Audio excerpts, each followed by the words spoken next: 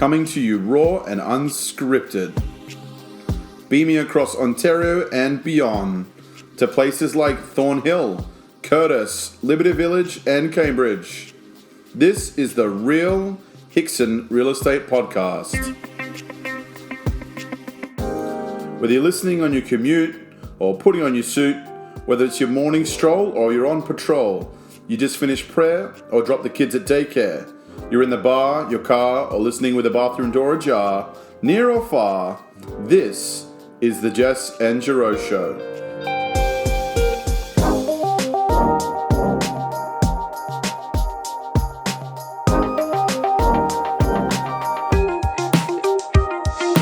We're grateful for flattery and prone to inaccuracies.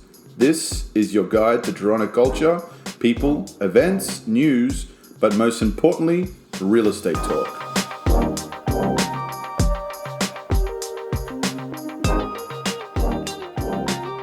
Yes, hello guys. You are here, the J&J Show. I'm obviously with my lovely wife, Jess. Hey guys.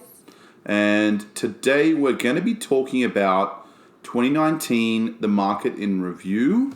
We're also going to shed a bit of light on our predictions for 2020 and how we see the market moving this year. Also, Happy New Year to everyone. So 2019. What did we see like the last few months of 2019? We saw... Buyers are back. Buyers are back. We saw a big number. I mean, we're not going to go over the stats today, guys. You all have a realtor out there, I'm sure, on your feed. You're 2 seconds away from someone sending you all these boring facts and information and graphs.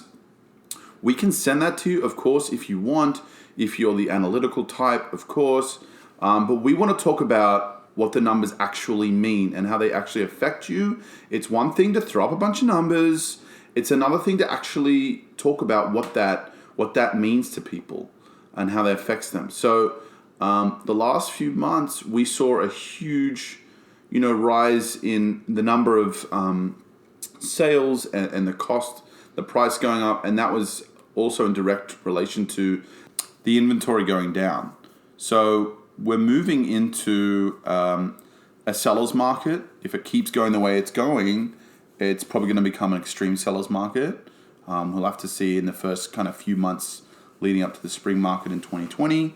But basically we saw in 2019, it was kind of on the back of 2018 and 2017. 2017 was crazy, unless you're aware already.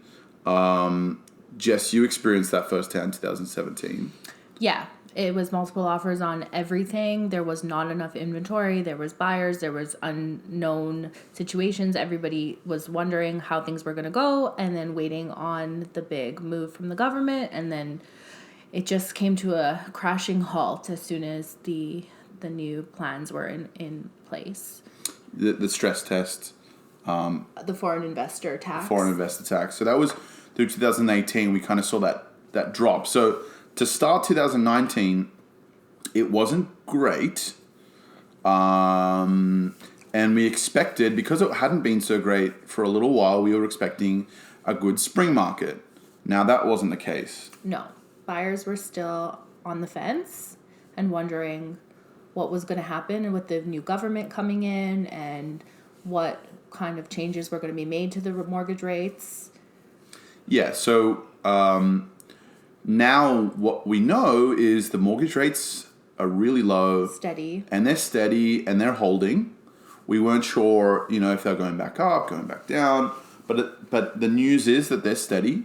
We now also know what government's, in for the next 4 years. Yeah, it gives a little bit more of a certainty level for the buyers. Also, just to the point of the lack of inventory at the moment. We see the same thing every year, is that it really does slow down in January because it's winter and nobody really wants to put their house on the market. It's a little bit of a miserable time in the city. But if the buyers are out and there's not enough listings, that's where the multiple offers and the the hurry and the need for listings is going to be, because there are buyers that want to buy, but there's nothing for them to go see. Right. So do you think that we're going to move back into another 2017 situation? I hope not for everybody, but if there isn't enough inventory, then yes, that is the trend. That's probably what's going to be going on. Right. So we actually saw personally a lot of suspended listings towards the end of December. That's natural. I mean, people want to wait till after the holidays. I get that. If you're a buyer and you're actually looking around that holiday break, the holidays is actually the best time to look. I mean, there's less and now, by the way, January. You know what everyone will say to us? Oh, we're just going to wait till spring. We'll wait till spring. That's fine. Yes, your house is going to look amazing. It's going to have a different feel if you're selling in spring. But if you're buying and selling, by the way, number one, if you're selling, you're going to have more qualified buyers. The people looking to buy around the holiday period, they generally have more of a reason to buy. They're not tire kicking. So your buyer's going to become more qualified. There's also, for buyers, less competition when you're going to look. Because, as I said, it's, people are, I'm just going to put it off to the holidays. But that's when you usually have the most time, which is kind of weird.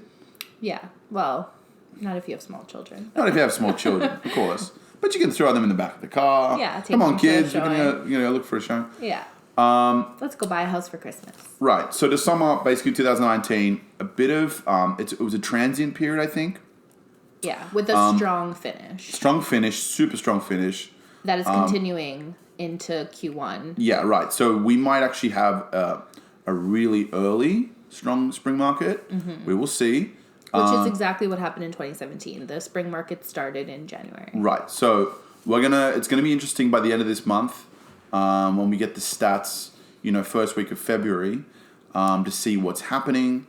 Are people they're gonna wait, be more traditional, or are they just gonna jump right out there and put their property on the market? I think we're done with all the uncertainty. We know we know which government's in, and we know what the interest rates are doing, and I think people are going to be less conservative with their money now. I think people are going to start to make some moves. Yeah, I agree, and we're already seeing it. So now we're in 2020. One thing's for sure. One thing's for sure for right now, at least, is one factor is the immigration into Canada. They're going to be more and more going to come every year. So, and they need homes. The rental market right now, we're looking at very low vacancy rates. 1% vacancy 1% vacancy rates. Super low. Lots of competition in rentals. Lots of competition. It's really quite sad. Just so you guys know, the rental market, the one-bedroom apartment, on average, you're looking at, and across the GTA now, by the way, except for like prime areas in downtown core, you're looking at like, $1,900, $2,000 for a one-bedroom apartment, sometimes really small. And for a two-bedroom apartment, we're looking at about, $2,400, $2,500. That's just kind of across the board now. It's not area-specific anymore. Places like Vaughan, it's the same. Richmond Hill. Whether it's a little bit east, a little bit west, it's generally the same vibe. So we've kind of seen like a regulation and, would you call it a gentrification of prices? It's just that mortgage cost a certain amount and landlords need to cover their mortgage. So yeah, that's right. That's it. That's the number. So it's looking like, we're getting to a point where rentals are now so high, and this has been a huge jump in the last at least 3 years, maybe 5 years. 5 years ago, they weren't nearly this high. The rise has been quite dramatic. But now we're getting to a point where potentially rent might be as expensive as carrying a mortgage every month. Oh, yeah. Especially with the rates being so low. So if you guys are out there and you are considering jumping into the market, I mean, our advice... There's no better day than today. There's no better day than today. Here's the thing. Here's some things to think about when you're buying. Obviously, the down payment, it's huge. It's a big investment, right? 20%. But did you know that you can actually buy a house, as long as it's your only property that you're going to buy and you don't already have something, you can actually put down as little as 5%. We recommend, at least 10%. Yeah, just to reduce your CMHC, the Canadian mortgage insurance pricing. It does kind of add up if you put too little down. So can you explain, what an unsecured mortgage is any like? mortgage less than 20% would be an unsecured mortgage. So the Canadian Mortgage and Housing Association gets involved and they charge you a premium on that. So it's a sliding scale between 5 and the 20%. We always recommend to speak to your mortgage broker to go over the numbers and how it will affect you. But there are options. It doesn't mean if you don't have 20% that you cannot buy. Don't sit there and hold on to your money because you don't have the exact amount for a down payment. Here's the thing. The longer that you're out of the market, so you're going to try and save, obviously. And here's the thing. You're never going to outsave the market. The way that it's going... unless there's another recession or something like that happens, you're never going to outsave the growth in the market. Yeah. So you should be jumping in as soon as possible. Jess has helped a few of her clients to buy condos, whether it be pre-construction. Or in other areas, and they've seen a good amount of growth. Oh, yeah. Yeah. The most important thing is being in the market and waiting for the market to grow, which it will.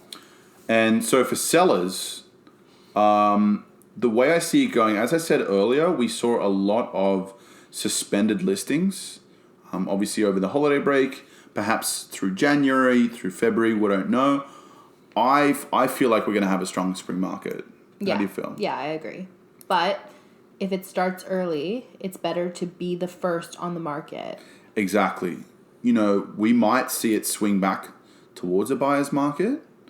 If everyone jumps, there's a lot more certainty now, so maybe everyone's going to if there's more listings than there are buyers, then it's a different story. But if we see the amount of buyers right now with the listings as low as they are, then it's really going to be a hot seller's market. Yeah. So if you are thinking about selling, obviously get in touch with us.